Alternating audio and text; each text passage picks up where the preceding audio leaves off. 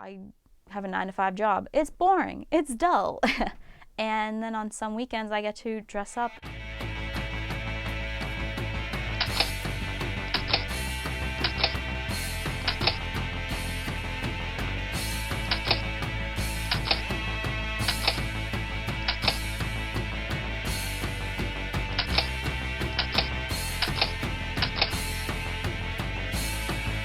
I don't color, I don't paint, I make cosplays. I am a costumer, cosplayer, and I also do performance-based events at conventions. When I was in, I want to say 8th, 9th grade, a bunch of my friends were talking about going to Anime Boston, and so I decided, all right, let me see what this is. And I ended up joining the anime club with them, and yeah, that's kind of how I got into cosplay. Just liked how it all was and enjoyed it. My first convention was in 2006. I went to Anime Boston, down in Boston at the Heinz Convention Center. And growing up, most of the shows I realized I was watching, they were anime. After school cartoons on like Cartoon Network, on a program called Toonami, was all anime. They were like outfits. I'm like, that outfit is so cool, I want to wear that. And it just kind of stemmed from there. And then as you're like on Facebook and YouTube and you're realizing there's other people that are dressing up as characters that you like, and you're like, that's cool, I want to do that. Well, I got into conventions in general when I was around 14 years old. I was very lonely as a child, and I found solace in the anime community. And through just going to conventions and seeing what other people were doing there, I eventually got into cosplay. I'm gonna be 24 this summer, and I dress up as anime, video game, and cartoon characters, and I love it.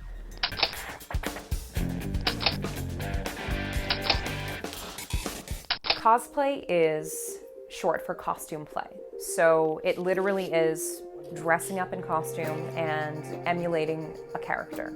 Someone that goes ahead and they dress up as one of their favorite anime characters, comic book character, video game character, or even an OC, which is an original character. It's like an extra Halloween, where you get to be whoever you want from any show or any book or any movie or anything.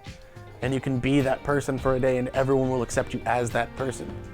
When I tell people who don't know of anything about cosplay, when I tell them what it is, I explain to them about the benefits of the community. I explain to them that it is a group of people who are coming together to celebrate something that they love. It really is just a wide form of self-expression. A common misconception is that we're all losers or nerds who don't do anything, like hide in our rooms or in our mother's basements. We go to work just like everybody else, but we just have, like some people have football on Sundays, we have anime. It is nerds dressing up, but it's so much more than that. I think that we need to skew that perception and understand that cosplay is really about expression. It is an art form. It is a celebration of a really beautiful community that has kind of triggered all of these amazing artistic interpretations. Everyone's individualized. You know, you can have the same cosplay from 2 different people, and each one's going to be different in its own way. There's a bunch of different kinds. There's crossplay, which is someone who's one gender dressing up as someone from another one. I'm a plus-size cosplayer. I consider myself to be that, and I tend to avoid cosplaying female characters because in the past, when I've cosplayed females before, I've either gotten no attention or I've gotten very negative feedback from various members of the community. I feel like there's more of a safety net when masking my own body type and presenting as male as opposed to female. There's always going to be that jerk, I guess is the best way to put it. Whether they're in the cosplay community or they're not. There's always that little group of people that are like, you can't cosplay that because you're not the right body type. You can't cosplay that because you're not the right color. When really, what I learned from cosplay when I first started was, it doesn't matter. Cosplay is cosplay. If you want to be that character, you be that character. We can put on makeup, we can put on wigs, but at the end of the day, we can't alter physically who we are. So I feel like it's just not really a fair argument to say, oh, well, you don't look like the character. I think that that's starting to taper off a bit, but there are still a lot of people who just don't understand what it is that we're doing, so. It's a huge range of people. There's anywhere from like a little kid who's like 5 to like a 75-year-old guy dressing up. It's every occupation you can think of. There's lawyers that go, there's like cartoonists that go, there's all sorts of people. There's been a huge movement for body positivity, whether it comes to body size, gender, race, like what have you. So I feel like the community is making great strides in becoming more accepting. You're doing this to enjoy this. You're doing this to have fun. You're doing this to go meet people who are interested in the same thing as you.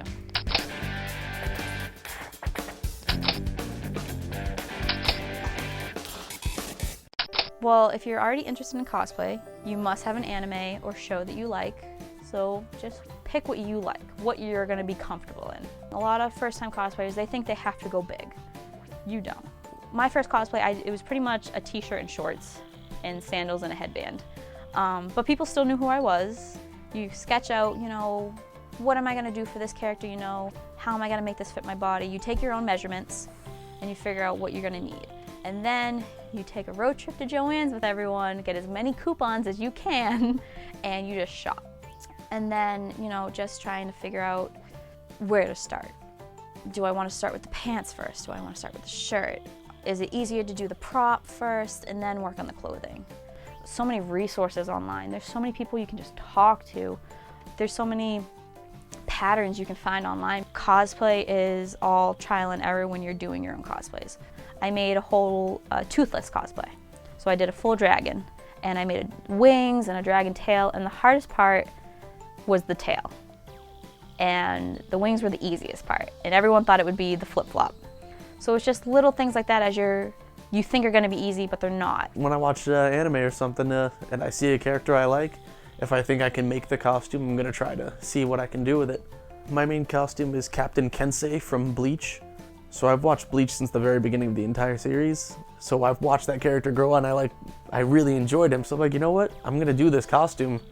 So what I did was I bought the base costume and then I altered all of the pieces for it to make it so it was him, to make it his current way.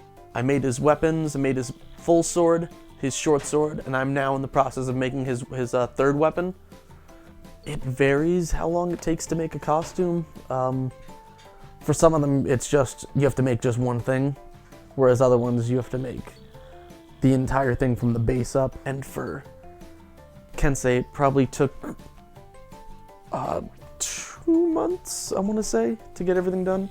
The little details is the hardest part for me, because I don't want to make one little thing different, because I will always notice that mistake. For example, this past convention I went to was KatsuCon down in the Baltimore area, and I made 4 new costumes for it. So I started making my costumes about 3 or 4 months in advance. I'll research the character, I'll pull up a lot of reference shots, I'll sit down and I'll sketch out the costume. I'll go fabric shopping, I'll see if there's something that I like, and I'll buy what I need as far as supplies for that goes. You'll do an initial estimate, and then you realize there's always little things that you need, like, oh my god, I don't have the right color thread for this, or oh, I need a button, or oh, I need a zipper. And all of these little things really do add up. I get all my basic construction out of the way, and then I just kind of go from there, kind of float through space until everything's done. While your first attempt might not be the greatest, you should still do it, and you should still try it, and you should be proud of what you make.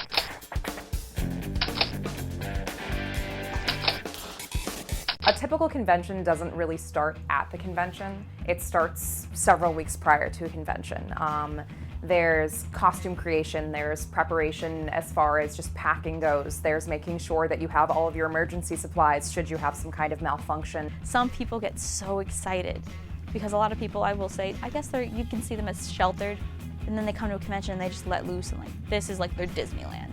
Everybody has this like sparkle in their eyes because they're like, oh my god, a convention, we're finally here, and everybody's just kind of like chilling out and milling around, and you get your badge and you have a great time. There's so much you can do. They have panels, which are just normal cosplayers that host panels. Then there are big events like cosplay chess, which is just human chess, and everyone's dressed up. And there's always some kind of theme. Everyone does photo shoots. fandom photo shoots, and the cool thing is it's always different at every con. My favorite part from Anime Boston is going to the Bleach photo shoot every year on Friday. Well, a bunch of us dress up from the show Bleach. We have a huge amount of people that show up there in costumes. There are professional photographers that will go to conventions. There are amateur photographers that will go to conventions. There are people that will take pictures of you on their DS. So everybody is going to try and take pictures. It is the polite thing to ask beforehand. Because 9 times out of 10, the person you're photographing or the person you want a picture of will say yes. So a good tip for anyone who's just starting to go to conventions is to budget your money. It is very, very, very easy to overspend. Good to like pack a snack or pack a lunch or something to make sure that you're okay, and always have water because conventions get really, really hot really, really fast. If you have a costume that might easily break, bring a few things that may be able to fix it. Do take a shower. There's so many jokes about people smelling. It's not even funny. Do eat and do sleep. Do be respectful, be open-minded. Don't bring your bag with you everywhere you go when you're there. If you have a hotel room, leave it there. If you see a cosplayer sitting down and you love their cosplay and you want to take a photo but they're eating, just keep walking. You will most likely run into them later. If there's a convention you really, really want to go to, but you don't have the money, pass on it. Don't disrespect the staff, whether it's the anime convention staff or the convention center staff or the hotel staff. And have fun, you know? I have fun every time I go. There's never a negative or dull moment when I'm there.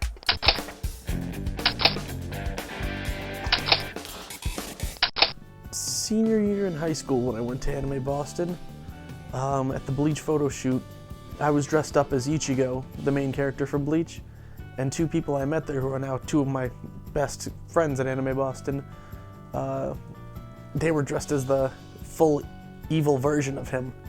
Well, the reason why I keep cosplaying is because I have so much fun there with all the people that I meet and all of the friends that I get to make and all that. It's really fun. I get a lot of joy out of doing it. It's a lot of fun. You know, the tears, the blisters, the cuts, you know, the weeks or months before the convention are worth it when you're at the con with all your friends, just having a good time. There's this huge community aspect and you really do make lifelong friends from it. And I think that that's a really important thing for a lot of people. I mean, I have friends that I don't see unless I'm in DC at a convention. So it's kind of cool. You tend to notice that in the anime community, you gather a lot of wayward souls, people who are a little eclectic, people who might be outcasts in their social circles in high school or college or what have you. And when you go into an anime convention, you understand that everybody's a nerd.